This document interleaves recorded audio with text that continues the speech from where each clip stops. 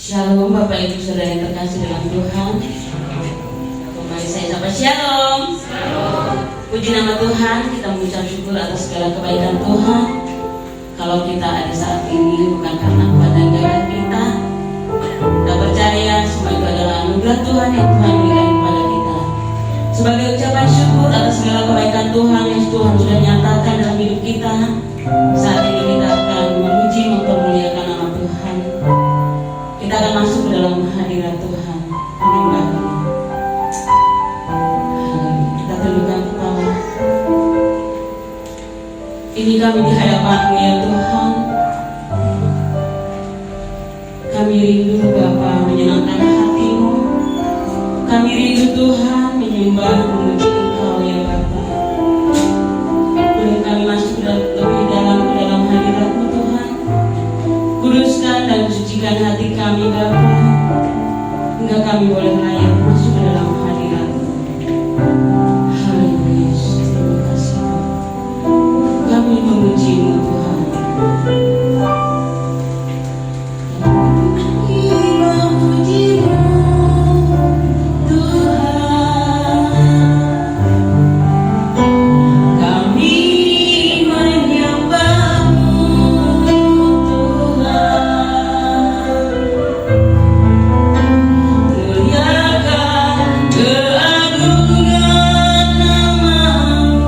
Sembah sujud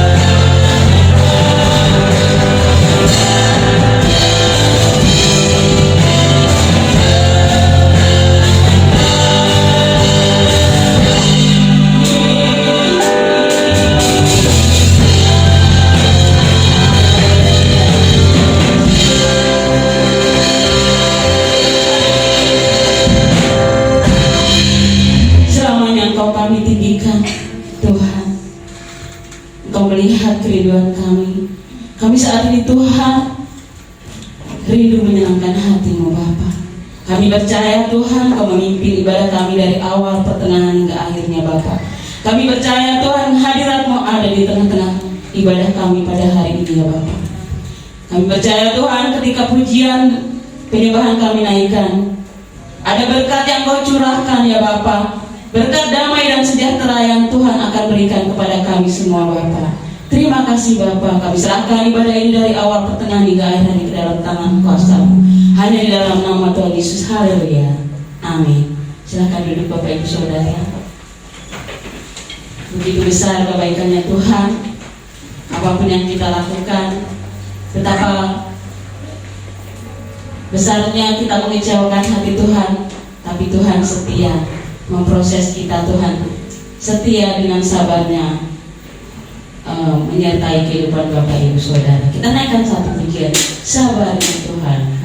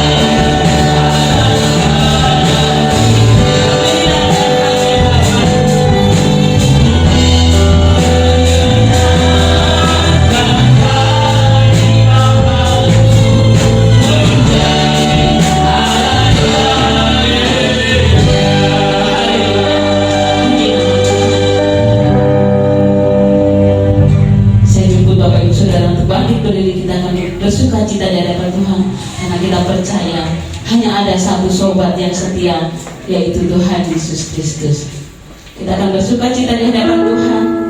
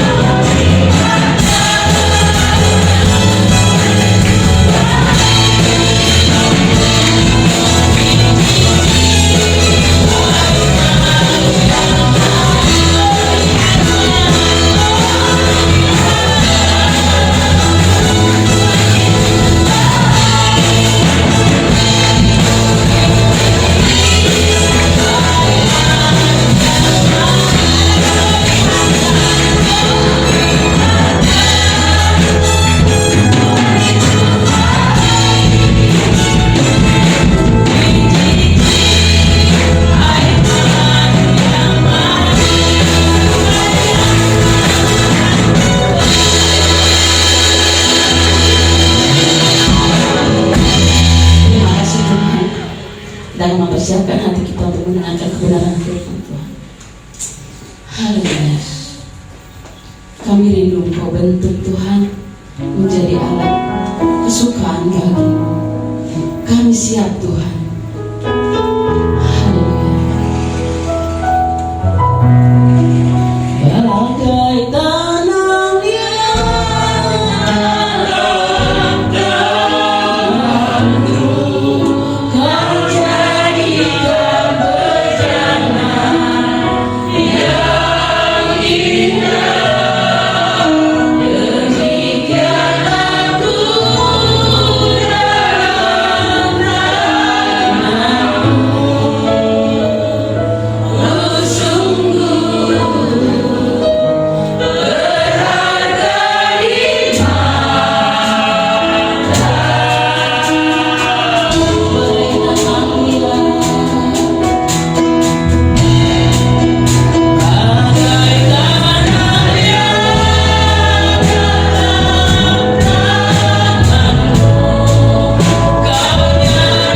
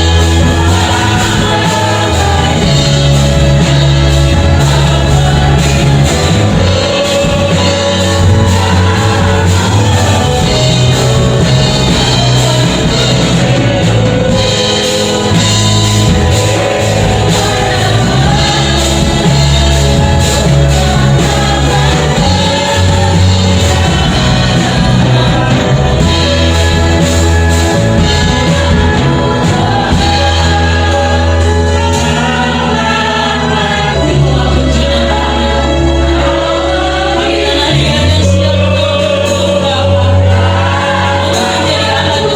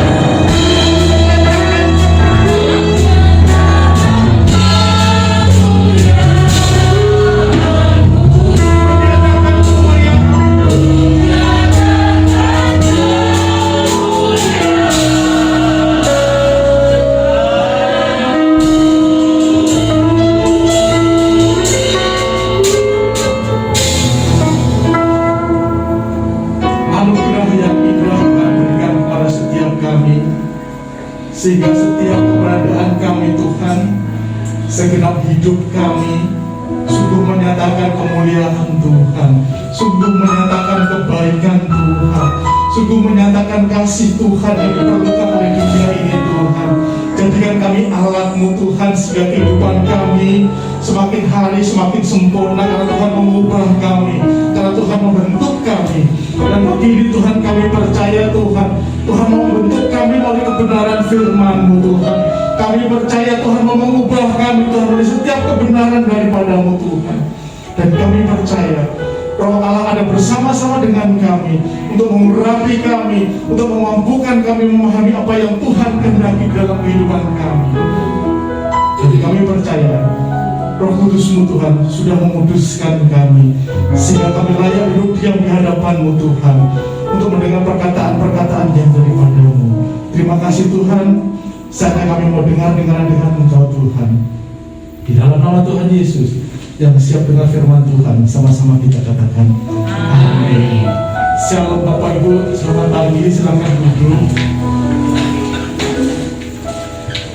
Bapak Ibu dikasih Tuhan, kita masuk dalam minggu-minggu penantian Paskah, kematian dan kebangkitan Yesus. Dan pagi ini kita akan melihat bagaimana karya Tuhan menuju karya salib dan masuk dalam satu minggu sebelum proses kematian dan kebangkitan Yesus. Bapak Ibu, mari kita sama-sama melihat bagian firman Tuhan. Kita melihat di Lukas pasal yang ke-19, kita melihat ayat yang ke-28 sampai dengan 24. Lukas 19 kita akan membaca dari ayat yang ke-28 sampai dengan yang ke-24. Maaf, 28 sampai dengan ayat yang ke-44. Demikian firman Tuhan.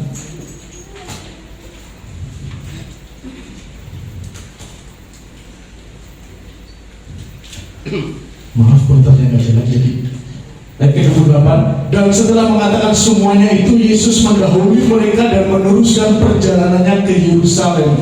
Ketika ia telah nyampe di Betfage dan Betania yang terletak di gunung yang bernama Bukit Zaitun, Yesus menyuruh 2 orang muridnya dengan pesan, pergilah ke kampung di depanmu itu. Pada waktu kamu masuk di situ, kamu akan mendapati seekor keledai muda tertambat yang belum pernah ditunggangi orang.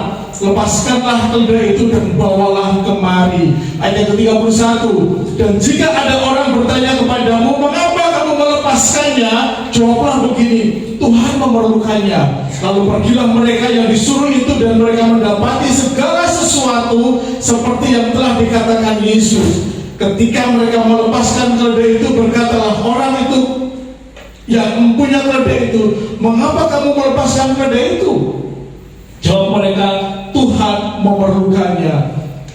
Mereka membawa keledai itu kepada Yesus, lalu mengalasinya dengan pakaian mereka dan menolong Yesus naik ke atasnya. Ayat ke-36. Dan sementara Yesus mengendarai keledai itu, mereka menghamparkan pakaiannya di jalan. Ketika ia dekat Yerusalem, di tempat jalan menurun dari Bukit Zaitun, mulailah semua murid yang mengiringi dia bergembira dan memuji Allah dengan suara nyaring oleh karena segala mukjizat yang telah mereka lihat. Kata mereka, diberkatilah dia yang datang sebagai Raja dalam nama Tuhan. Damai sejahtera di surga dan kemuliaan di tempat yang maha tinggi. Beberapa orang Farisi yang turut dengan orang banyak itu berkata kepada Yesus, Guru, tegurlah murid-muridmu itu. Jawabnya, aku berkata kepadamu, jika mereka itu diam, maka batu ini akan berteriak. Dan ketika Yesus telah dekat dan melihat kota itu, ia menangisinya. Katanya, wahai betapa baiknya jika pada hari ini engkau juga mengerti apa yang perlu untuk damai sejahteramu. Tetapi sekarang hal itu tersembunyi bagi matamu. Kata 3.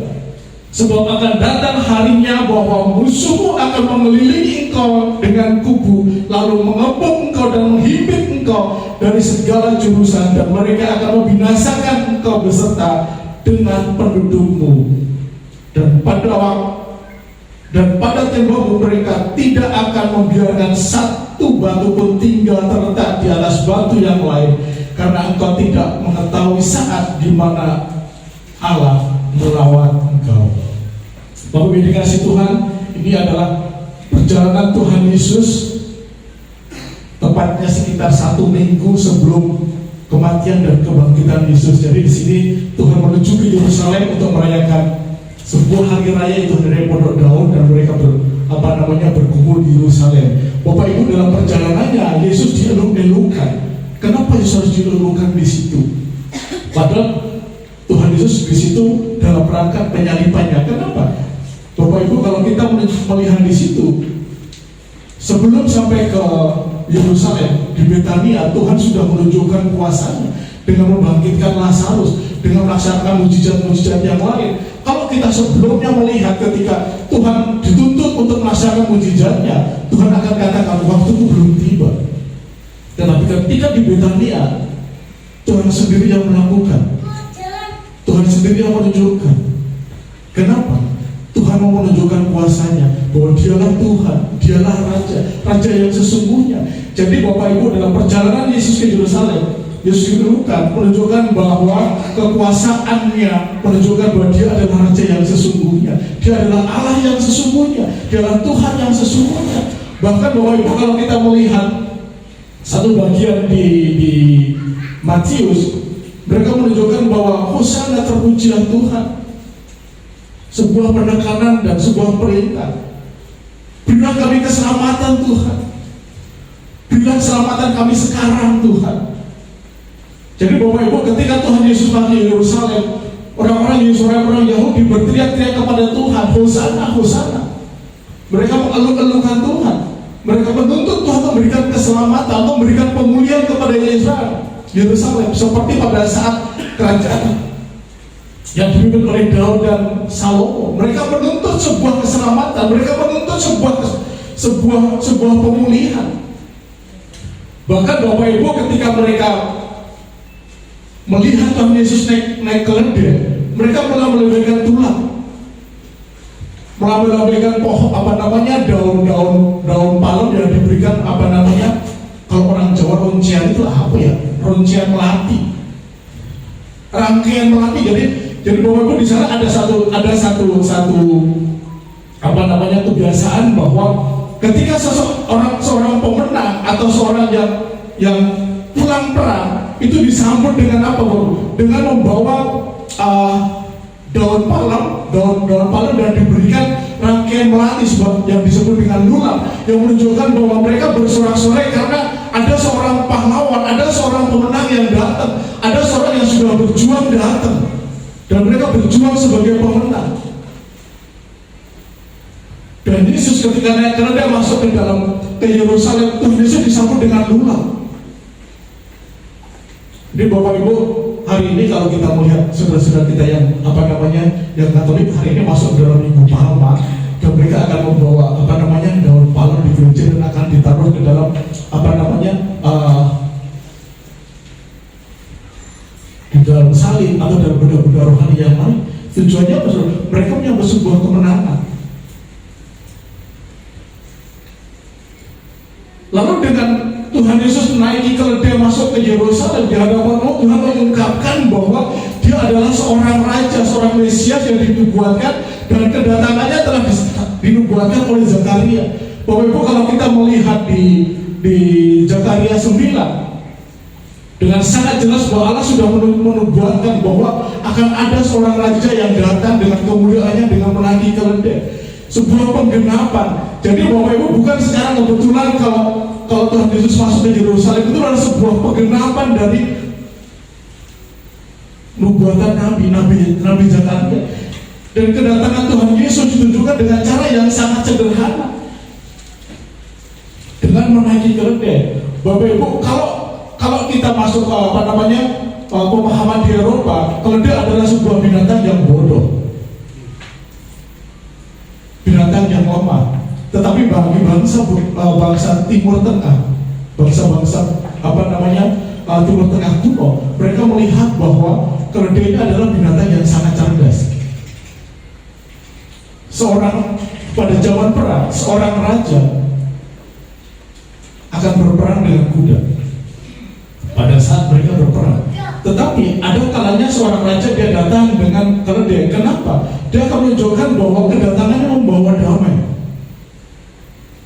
Jadi Bapak Ibu, kedatangan Yesus dengan kuda menunjukkan bahwa dia adalah yang datang membawa damai, yang datang membawa shalom, yang datang membawa damai sejahtera dari Allah. Berbeda dengan seorang raja yang datang dengan kuda, mereka balap berkuda dengan gagahnya.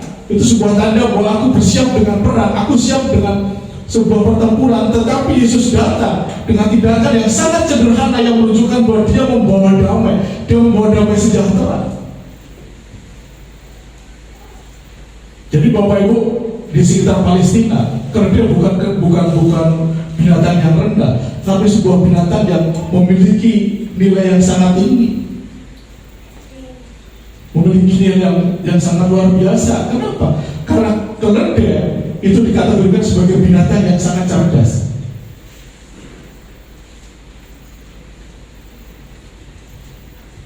Bahkan keledai, saudara Bapak Ibu, kalau di Yahudi, di Israel, di Palestina, keledai digunakan sebagai binatang angkut. Kenapa? Semalam saya coba membuka beberapa literatur dan melihat di YouTube. Ternyata keledai memiliki kekuatan yang lebih besar, jauh lebih besar dibandingkan kuda ketika mengangkut beban dan naik ke gunung. Nah, selama ini kita berpikir bahwa keledai itu binatang yang lemah. Oh, ternyata enggak. Ternyata kekuatan keledai, kemampuan keledai jauh lebih besar, jauh lebih tinggi dibandingkan kuda. Oke lah, dengan kuda mungkin kalah gesit, tetapi memiliki kekuatan yang besar. Sebuah tanda bahwa kehadiran Yesus dengan kekuatan yang besar akan melepaskan bangsa Yahudi dari tawanan. Tetapi maksud Tuhan datang ke Yahudi itu diterjemahkan lain oleh bangsa Israel, bangsa Yahudi. Kenapa? Mereka berharap bahwa Yesus datang untuk membebaskan mereka dari penjajahan Romawi. Mereka menuntut kelepasan, mereka menuntut pemulihan, mereka menuntut pembebasan. Tetapi Yesus datang untuk memulihkan mereka dari kehidupan rohani. Jadi Bapak Ibu, kehadiran Yesus, mereka membebaskan tawanan. Tawanan dari mana? Tawanan dari dosa. Kenapa? Karena Yesus datang untuk membawa keselamatan, untuk membawa pemulihan bagi kehidupan rohani bangsa Yahudi, untuk menyelamatkan mereka dari dosa. Jadi Bapak Ibu, sebuah pemahaman yang tidak sesuai dengan harapan Tuhan. Mereka ketika Tuhan Yesus datang untuk memproklamasikan kedamaian, dan Tuhan Yesus datang berkaitan untuk menghentikan peperangan dengan dosa, bukan peperangan dengan kerajaan Romawi.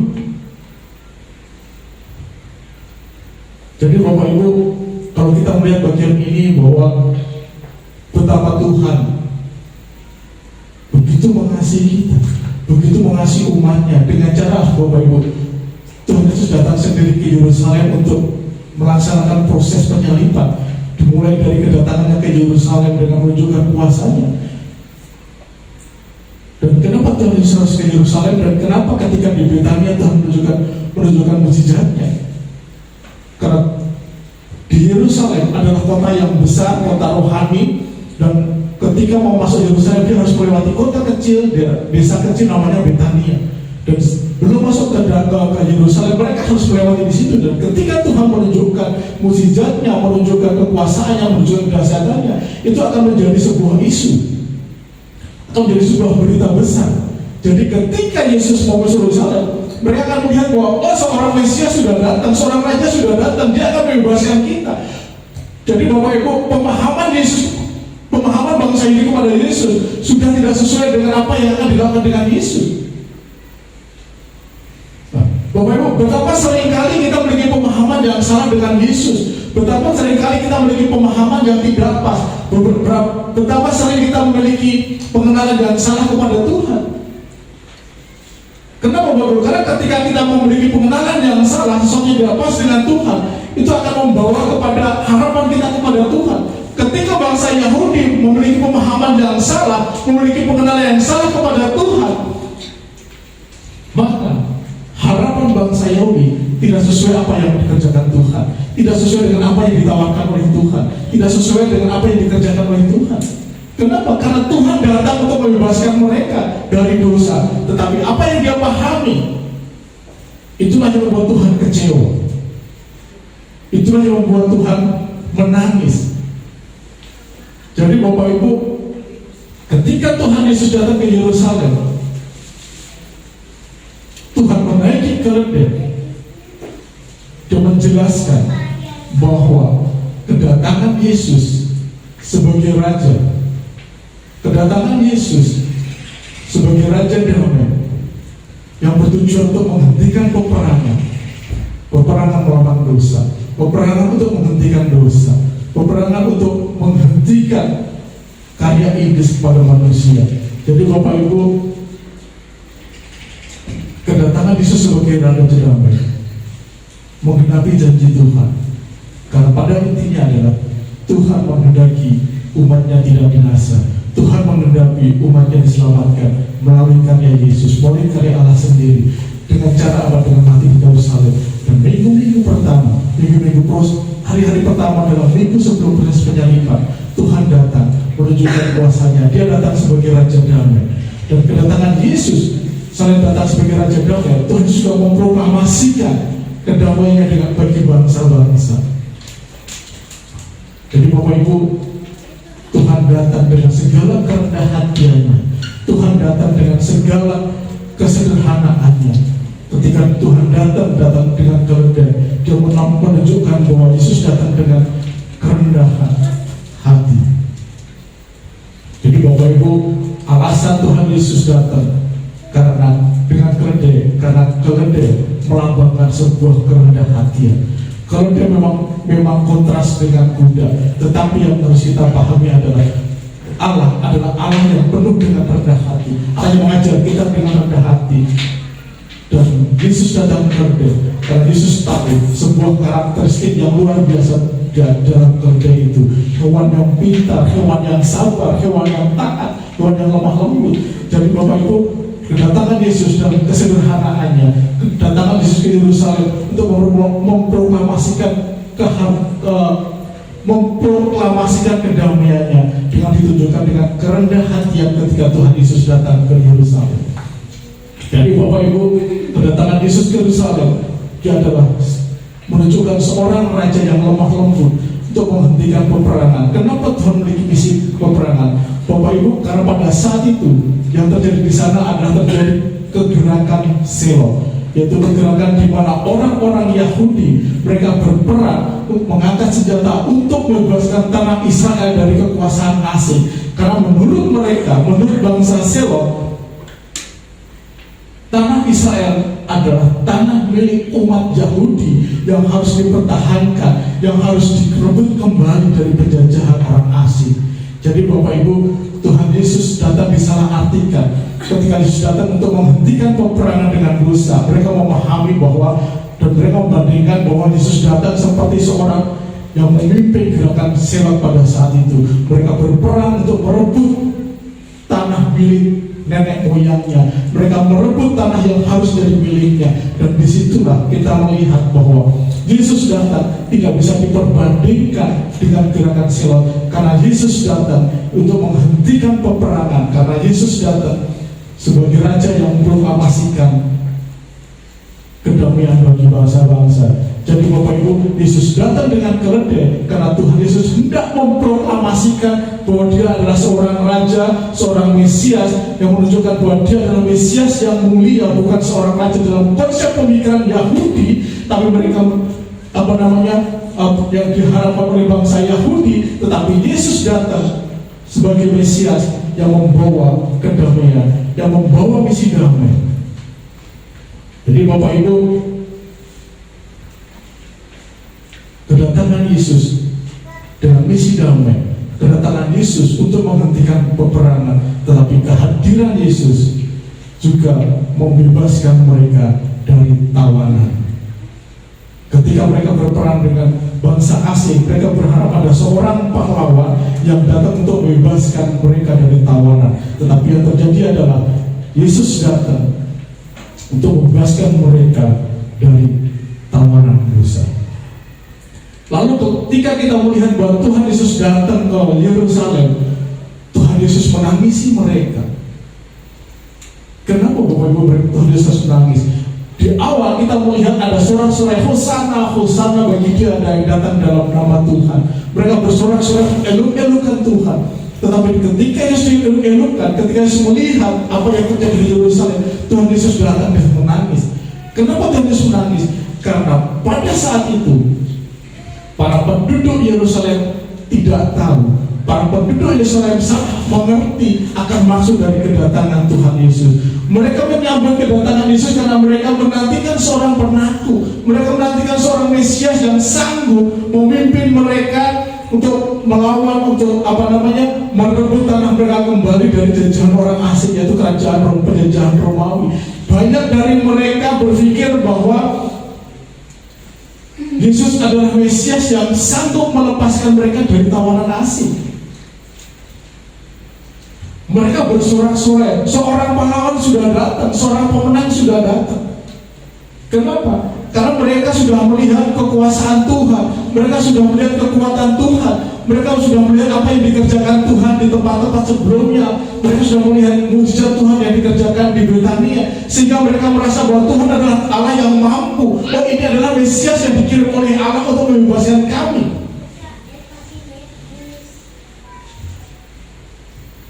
Sebuah pemahaman yang salah, sebuah pengertian yang salah, pemahaman yang kontras dengan apa yang dikerjakan Tuhan.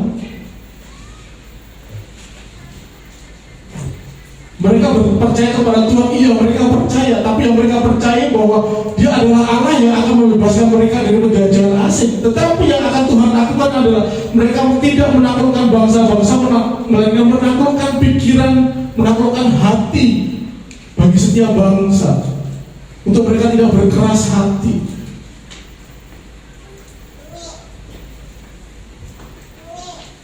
Yesus menangis di Yerusalem kenapa? Karena Yerusalem akan mengalami kehancuran.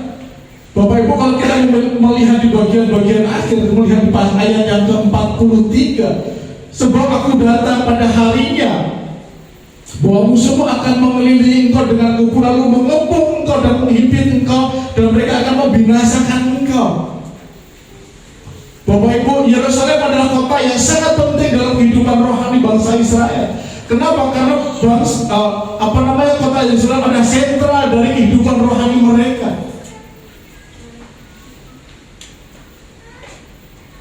Ketika kota besar yang menjadi sentral kehidupan rohani akan dihancurkan.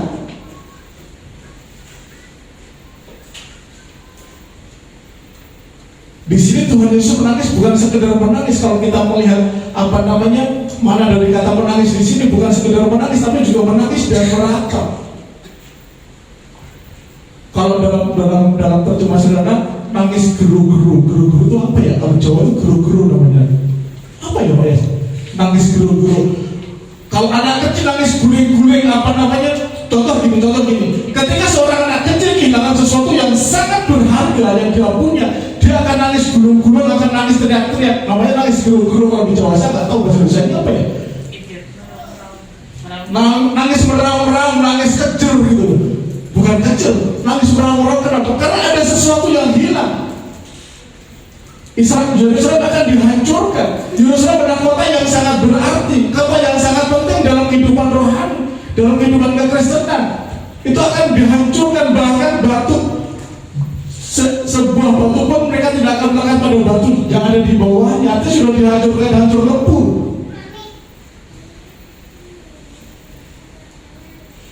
Nangis, kalau kata sudah nangis Bombay, nangis nolong-nolongso, nangis geru-geru, nangis nolongso. Kita baru dari kamus di YouTube lah, geru-geru itu dan nolongso itu apa ya? Saya kurang jauh tapi lupa. Jadi baru ada sebuah penyesalan. Kota yang seharusnya menaungi umatnya, menaungi umat Yahudi, bangsa Israel, tapi akan dihancurkan. Bahkan bangsa Yerusalem menolak untuk bertobat.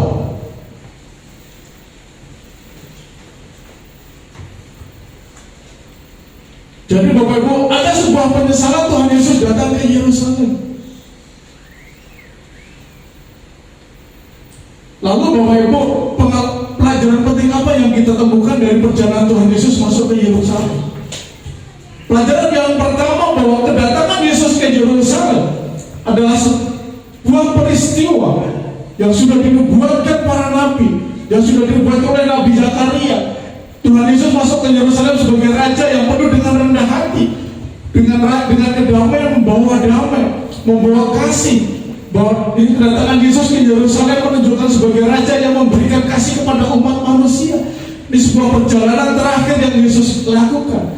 Di sini kita melihat bahwa masuknya Yerusalem menyatakan Yesus adalah Mesias yang dinubuatkan di dalam perjanjian lama. Sekitar 500 tahun sebelum Masehi, ketika Nabi Zakaria menubuatkan bahwa kedatangan Yesus yang ke Yerusalem menunjukkan bahwa dia adalah Mesias, dia harus menunggangi keledai,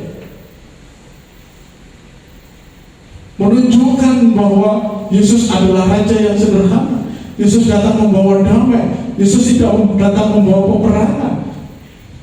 Jadi Bapak Ibu, Yesus datang ke Yerusalem dalam rupa kesederhanaan dengan menunggangi keledai. Secara jasmani mereka sudah melihat. Mungkin bangsa Yahudi berpikir bahwa secara kasat mata, seorang raja masa datang dengan keledai, mungkin sesuatu yang lucu, mungkin sesuatu yang bodoh. Seorang raja yang gagah berani harusnya datang ke Yerusalem dengan kuda yang gagah berani, tetapi Yesus datang dengan keledai. Sebuah penggenapan janji Tuhan oleh Zakaria, sebuah nubuatan yang digenapi. Jadi Bapak Ibu, kalau Yesus naik keledai bukan secara kebetulan, tetapi itulah yang harus digenapi, karena Yesus datang untuk menunjukkan bahwa dia adalah raja damai, menunjukkan bahwa dia adalah raja yang sederhana, bukan raja yang dianggap oleh orang-orang Yahudi raja yang gagah berani. Sehingga itu membuat sebuah kekecewaan bagi bangsa Yahudi yang awalnya datang dengan sorak-sorai Hosana bagi Tuhan, Hosana bagi Tuhan. Dan karena kekecewaan bangsa Yahudi kepada Mesias yang diharapkan, dan pada akhirnya mereka berteriak-teriak, salibkan dia, salibkan dia, salibkan dia.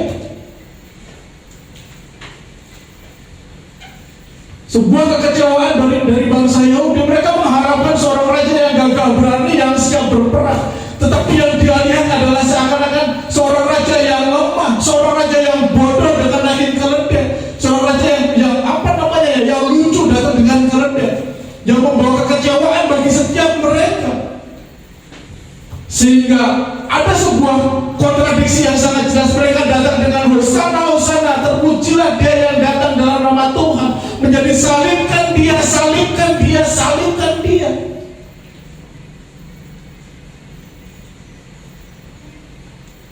Mesias yang diharapkan tidak sesuai dengan hati bangsa Yahudi.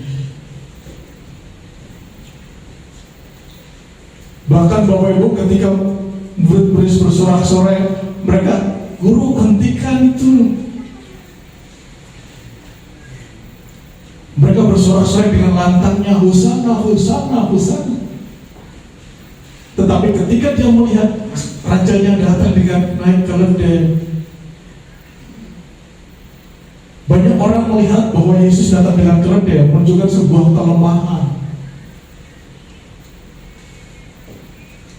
Karena yang diharapkan adalah raja yang gagah berani. Karena seorang pemimpin yang berat pasti dia akan datang dengan berkuda. Tetapi yang ini datangnya dengan keledai yang lemah. Ada sebuah kekecewaan. Bapak Ibu, betapa seringnya kita seperti dengan orang Yahudi ini. Ketika kita memiliki harapan kepada Tuhan dengan harapan yang sangat tinggi, dengan impian yang sangat tinggi, ketika Tuhan datang tidak sesuai dengan harapan kita, kita kecewa kepada Tuhan, kita marah kepada Tuhan, kita ngambek kepada Tuhan.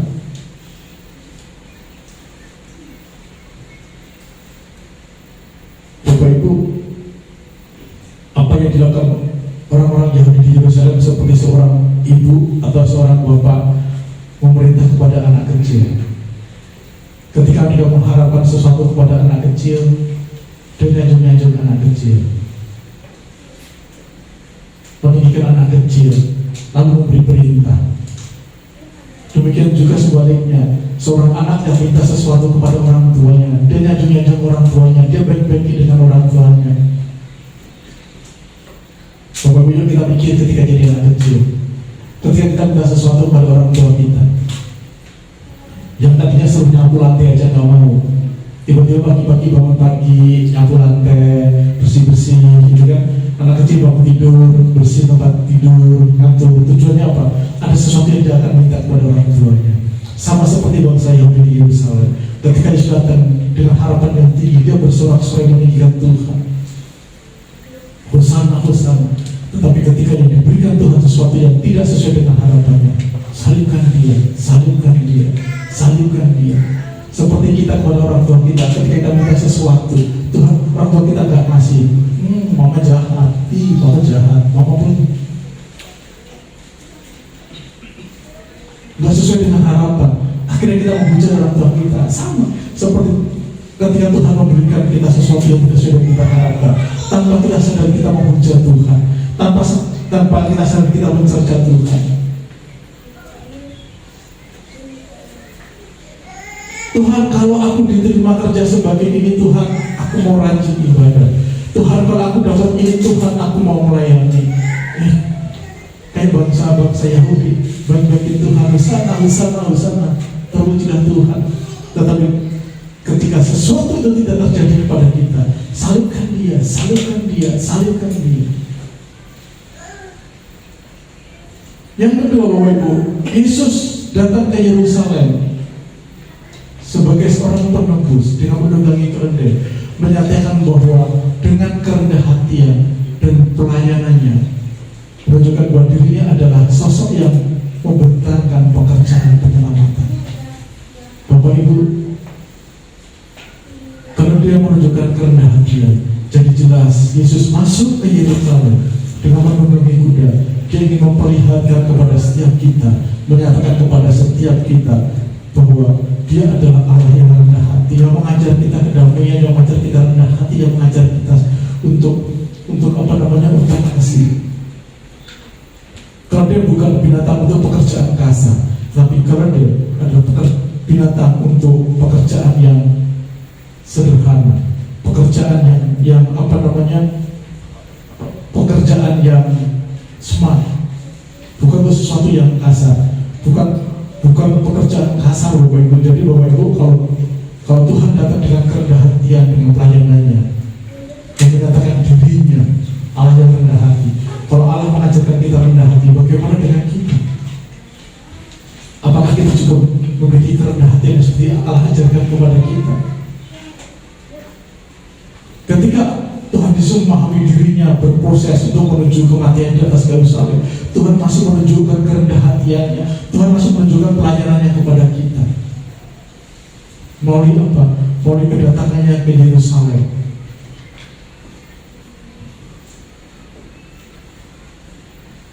Bapak Ibu, adakah kerendah hatian dalam hidup kita? Adakah hati yang kasih dalam hidup kita? Adakah kita memiliki hati yang mau melayani, hidup yang mau melayani? Yesus menunjukkan kepada kita, mengajarkan kepada kita di hari-hari terakhir pelayanannya di dunia. Tuhan menunjukkan kerendah hatiannya, Tuhan menunjukkan ketaatannya. Bapak Ibu, kerendah hatian Tuhan Yesus ditunjukkan dengan ketaatannya. Dia taat kepada Bapa, dia taat sampai akhir. Kalau Yesus tidak ada taat, kalau Yesus tidak ada rendah hati, tidak pernah ada keselamatan bagi kita.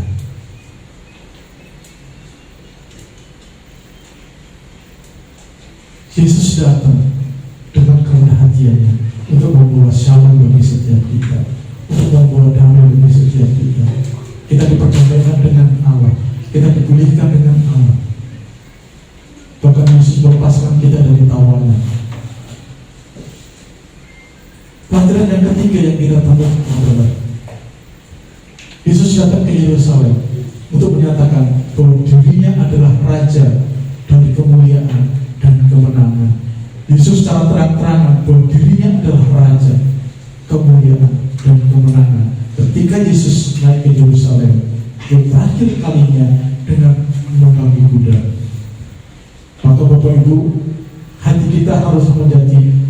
hati Yerusalem secara rohani. Kenapa? Kita menerima Yesus. Kalau Yesus ada di hati kita, saya percaya Bapak Ibu, Yesus sudah ada di dalam hidup kita. Yesus sudah ada di dalam hati kita. Yang menjadi pertanyaan buat kita, adakah kita di dalam hatinya Yesus? Adakah hidup kita di dalam Yesus? Kalau Yesus datang sebagai Raja Mulia, kalau Yesus datang menjadi Raja kemenangan, sudahlah kita menjadi pemenang-pemenang itu. Setiap kita selalu mengundang Yesus masuk ke dalam hatiku. Yesus masuklah dalam kehidupanku.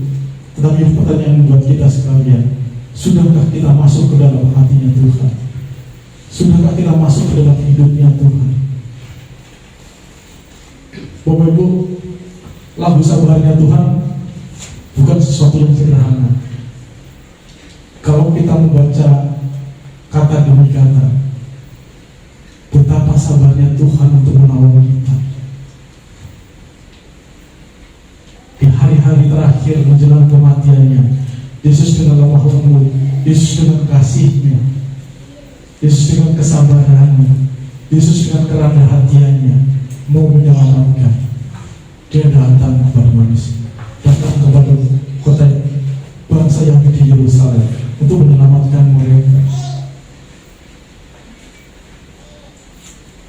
Sebuah deklarasi damai yang diberikan Tuhan bagi kita.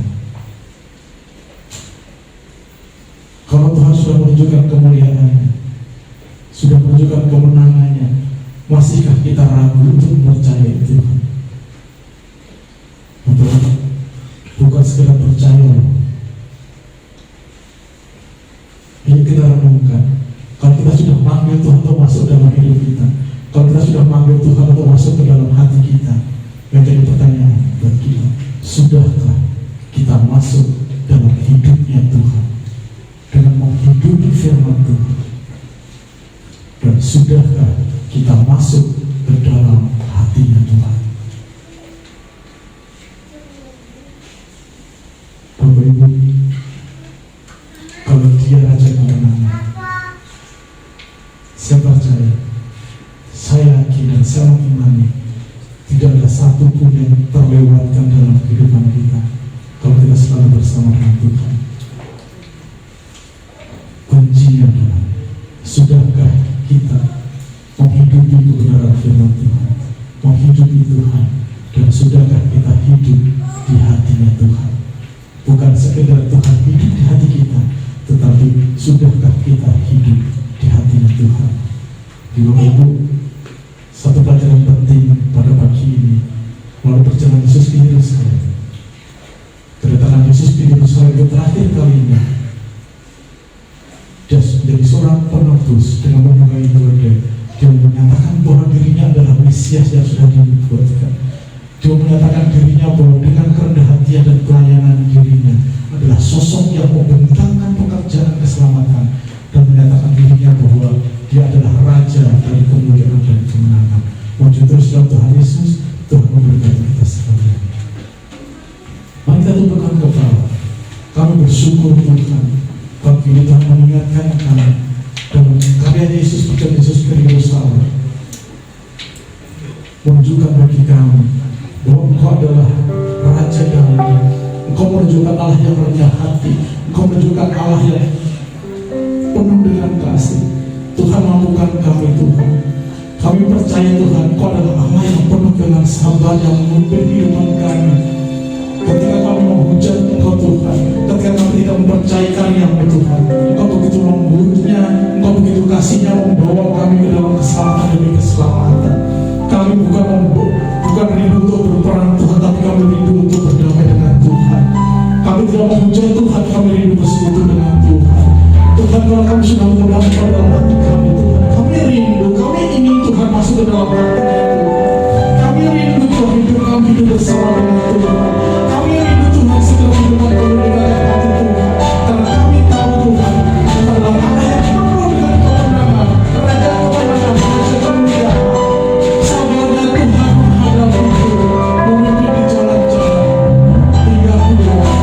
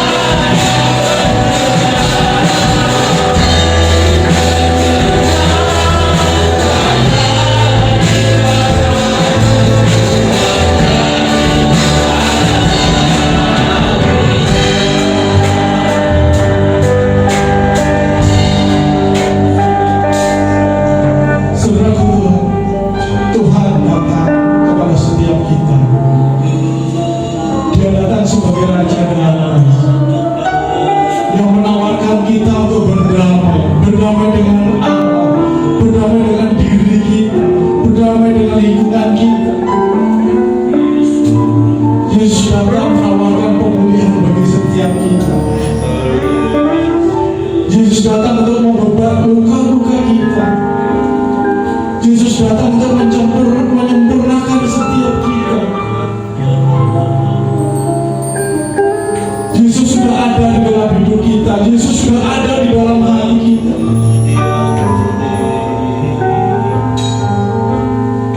Mari kita renungkan. Sungguhkah kita mau dipulihkan oleh Tuhan? Sungguhkah kita mau didamaikan oleh Tuhan? Tuhan rindu kita berdamai dengan Allah. Tuhan mau memulihkan kita. Maukah kita dipulihkan? Satu hal yang Tuhan mau. Tuhan mau kita seperti Dia. Kita hidup sempurna seperti Dia, dan kita hidup kudus tidak bercelah. Itulah yang menyenangkan hati Tuhan, karena Tuhan akan menjadikan kita sebagai anak-Nya. Mari kita sama-sama. Kalau kita sudah mengundang Allah dalam kehidupan kita, mari kita masuk ke dalam hatinya Tuhan. Kita hidup dalam hatinya Tuhan. Kita membuat Tuhan tersenyum. Kita membuat Tuhan bangga dengan kita. Dengan menggunakan hati Bapa menjadi alat bagi Tuhan. Sabarnya Tuhan menghadapiku.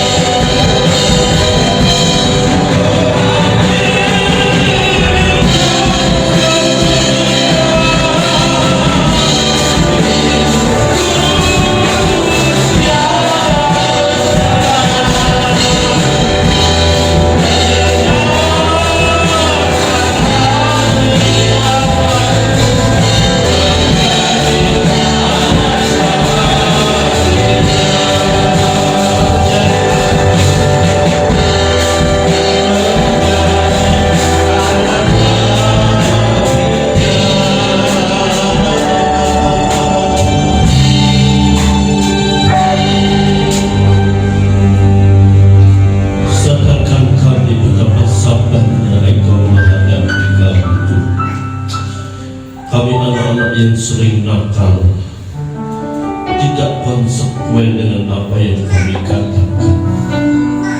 Di gereja kami boleh menyanjung-nyanjung, meninggikan, melakukan, memuliakan dan berkata hosana, hosana.